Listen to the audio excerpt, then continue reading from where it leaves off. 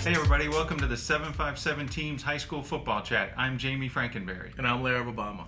We're here to get you ready for the second half of the high school football season with our mid-season report. Larry, it's it's been a long couple of weeks. 5 weeks are in the books, but here we go, ready for the second half. Yeah, finally going to get back to games being played on Friday and some on Saturday. No more Monday, Tuesday. I mean, the schedule was really crazy because of the hurricane, but here we are back. Yeah, so let's start at the top of Southampton Roads and look at 4 unbeaten teams so far this season. I don't think any of them really are too much of a surprise, but we start at number 1, the team that has been number 1 all season. That's Oscar Smith, 5-0.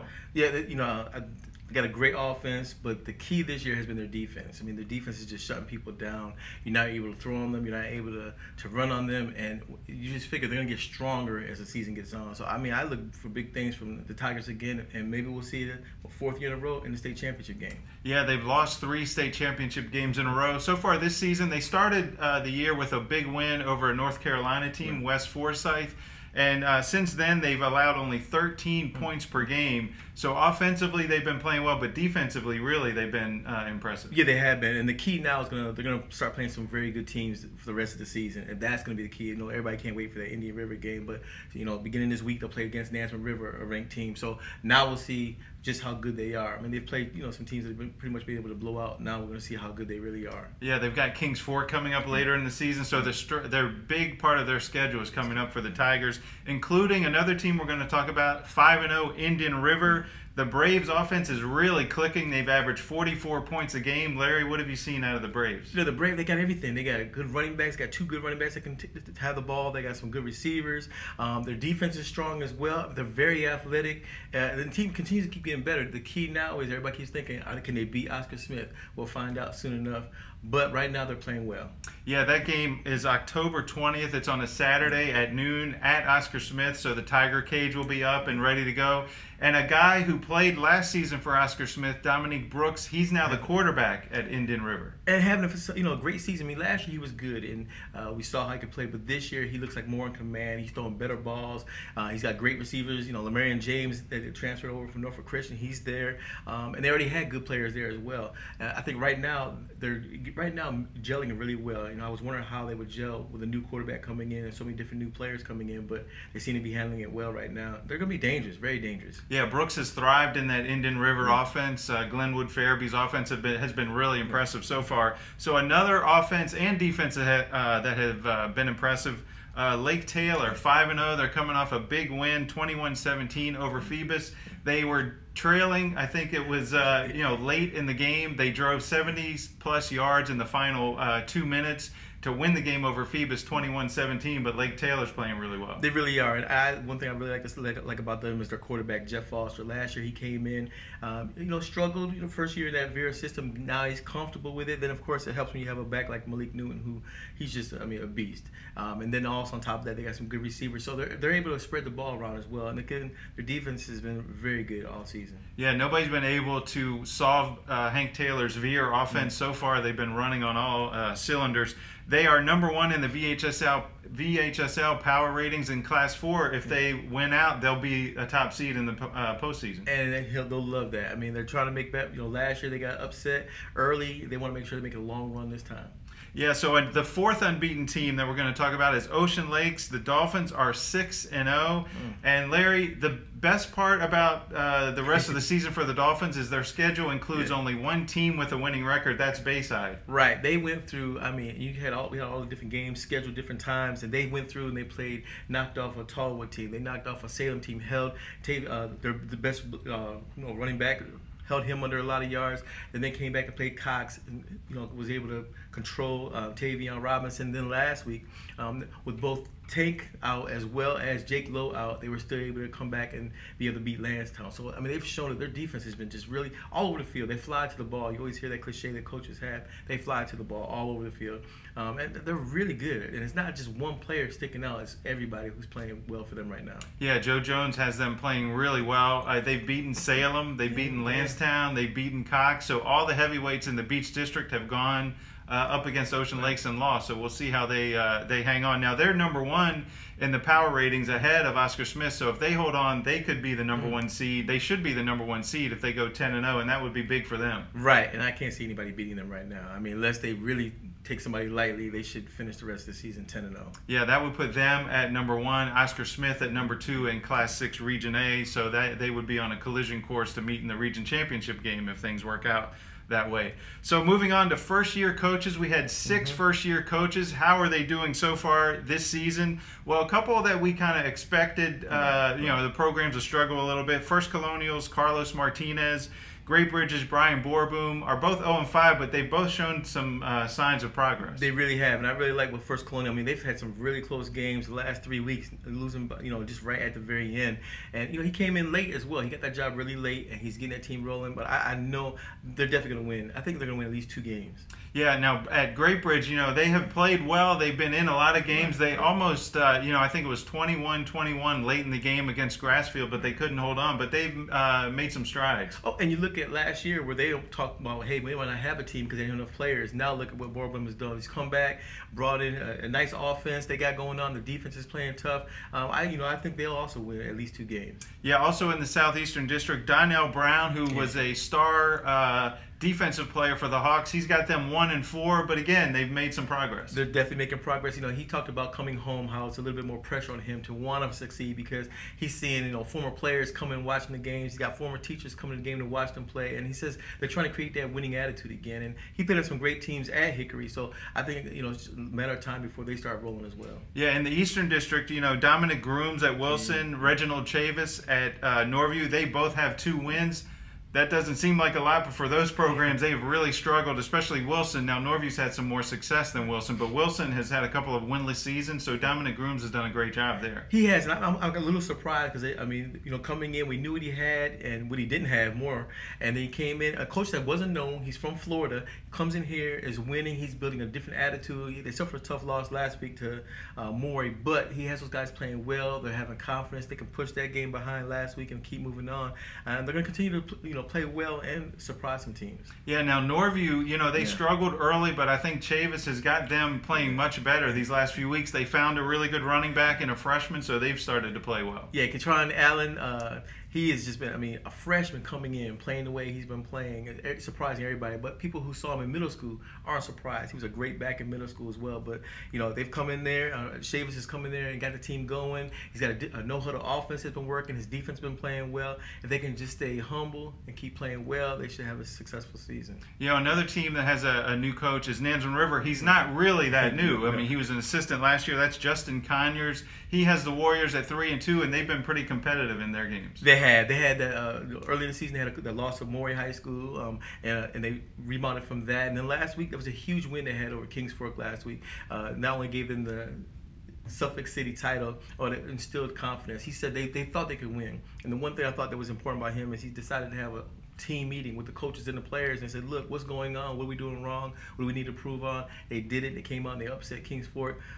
They look good. They're trying to get back to that region again. Yeah, they made a big run last season under David Kokoli. Conyers was an assistant on that team, so we'll see how far they can get this season. So some other storylines we wanted to talk about. Now, the biggest storyline through the first month or 2 of the season was the weather, which really threw a wrench into the schedule. We had games on Monday, Tuesday, Wednesday, Friday, and Saturday one week. Larry, they're finally back on schedule. So, what are you hearing from coaches and teams who are sort of back to normal? Well, I was talking to several coaches, including Lansdowne coach Tommy Ream, and he says finally we get back to some normalcy. You're practicing, you're having 3 games, 4 games, in a short span, sometimes 2 games in 8 days, and so now they're finally getting back to some normalcy, get back to the regular practice schedule, being able to, even the schoolwork, everything was just thrown off. So I think coaches are now breathing a sigh of relief that it's behind. Didn't have too many injuries, that was one thing they were concerned about, was having injuries with such less time. Now they're back to, like I said, the normalcy, and we'll see what happens now. I think it's going to be great for the coaches, and they're excited for sure. Yeah, it took about 3 weeks to get the schedule back in order. You mentioned Lansdowne. Lansdowne, I think, is one of the biggest surprises this year. Now, they were 10-0 last year during the regular season. They had a great year, but they lost some major talent from that roster, especially at the skill positions. Now, Lukeman Haskett is back this season. but they're 5-1 and playing pretty well. They were, and I tell you, they were right there in terms of beating Ocean Lakes last week. I tell you one thing was I'm really liking the play of the quarterback Chris Price. He come in, he was on his back almost the whole game and was staying in there and trying to lead them. And then the other key player they have is Tavion Lane, not to be confused with Tavion Lane, right. But Tavion Lane, linebacker, who is just Coach. We always talk about Coach Reedman making these predictions. He said this kid would be a player to watch, and this kid has been amazing. I mean, he's got over 10 sacks. He's probably close to 50 tackles. He's all over the field. I mean, at the game last week against Ocean Lakes, he was in on almost every single play. It's just an amazing talent, and they got some other guys, offensive weapons, who we haven't really seen a whole lot about. But I think as time goes on, we're gonna definitely read about those guys as well. Yeah, same thing at Booker T. Washington. The Bookers are 4-2. Darvin Alexander has them playing well. They've won 3 of their last 4 games. They had a lot of guys last year who were young, inexperienced. They were 4-2 last year and basically collapsed. Yes. And fell apart. But this year they think it'll be different. They do. They think those guys, some of those same guys who struggled last year with success, now understand that they've humbled themselves. They're ready to play this season. It starts also with the quarterback Larry Parker, who last year he was doing dual duty, with splitting the time with another guy. He's pretty much got the offense going right now. They got a lot of seniors who are playing well. They look really good. But the key now is they got a tough game coming up this week against Broad Run. But after that, they should hopefully be able to get back and don't have a losing streak like they had last year. I mean, they were really upset about that. Yeah, their schedule's pretty tough. They've got Broad Run coming up this week. Right. They also have Norview on the schedule and Lake Taylor to end the regular season, so that'll be a big game. So moving on, a team out in Suffolk that's playing really well under Mike Beal. Nansemond Suffolk, they're 6-0. Now, if you remember, Mike Beal took the job at First Colonial. Things didn't work out there teaching-wise, so he went back to Nansemond Suffolk, and the Saints are playing really well under Mike Beal. Yeah, talking to him before the beginning of the season, he was excited about what he had coming back. He thought he had enough talent to be able to do things on offense. He's an offensive great quarterback when he played at Salem High School, and they're doing well. And when I caught up with him last week, he said he was surprised, but he says the key is, and you hear the cliche all the time, go 1-0 every week, and that's what they're believing right now. 6-0, I'm looking really good right now. So who knows? I think they're a top, one of the top seeds in that conference as well. So we'll see what happens with Mike and what he can do over there.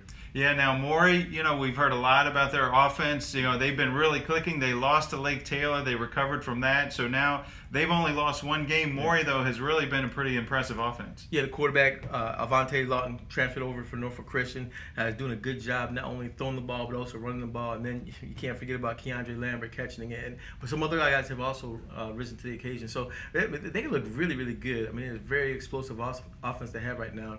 But we'll see what they can do now when they get closer to the end of the season, when they get ready for the playoffs. Can they continue that? It's going to be a lot colder. Can they throw the ball like that in the cold? But I'm sure, we'll see what happens. Yeah, Class 5 looks pretty competitive. You got Salem. Salem's defense is really good, so that'll be an interesting matchup if they hook up in the postseason. So now some teams who have struggled this season. Kempsville has lost 52 straight games. They've been close this year, but that 52-game losing streak surpasses the long streak by 1 that Green Run had a couple of years ago. But still, the Chiefs are getting closer. Right, they're playing much better. I mean, last week they almost beat Bayside. I mean, they're coming along. The thing is you got to instill that winning attitude with them. And it's been a long time. Some of these kids haven't won a game at all their whole career. So if they can establish that, they played a good game last week. They can continue that. Who knows what might happen? But it's gonna be tough though, because they got some tough games coming up. But we'll see. Yeah, they play Princess Anne this week. They were leading Bayside late in the game, but just couldn't hold on. So that would have been a big win. They ended up losing to Bayside, so they're losing streaks at 52. A real surprise, I think, Western Branch 0-5 this year. It's the worst start in program history. Now they've lost a couple players to transfers, but things have not gone well for the Bruins. No, it hasn't, and it's kind of surprising. I saw them when they played against Deep Creek, and their offense was moving the ball, but they just couldn't score when they got inside the red zone. But there's just a lot of problems going over there. You don't know what's going on. I mean, Coach Gibson, he's been done well when he was at Norview. When he first got to Western Branch, he did well. But right now, the program is just spiraling downward. So we'll have to see what they can do to turn it around. They got a couple more weeks to do it. But they need a win to be able to establish something for the rest of the season, or they might finish the season winless. Yeah, it's amazing what one win would do, whether it's Kempsville or Western Branch. That can really turn a season around. So let's talk finally about First first half MVPs, and this is not an easy discussion because No. there are a million really good players. You know, Oscar Smith, quarterback, Cameron Kelly has played great. Tank Land, you mentioned. Right. Tavion Robinson has played great. Larry, there are a lot of really impressive performances so far this season. And you got to throw in, of course, you got to throw in Lake Taylor running back Malik Newton, as well as the freshman Katron Allen over at Norview. So there's a lot of talent out there, and you can't even count out the Lansdowne defense player that I was talking about earlier, Tavion Lane. So a lot of good players. These next 3-4 weeks, we'll kind of see what happens and see if those guys can continue to lead their teams, and then we'll somehow have to pick an all-Tidewater Player of the Year. So it's gonna be a fun time. Yeah, not going to be easy. No. So that does it for our mid-season report. We've got the second half ahead. It should be fun. The playoff races will start to shape up, and we'll join you another time. We'll see you at the games, everybody. Thanks for joining us.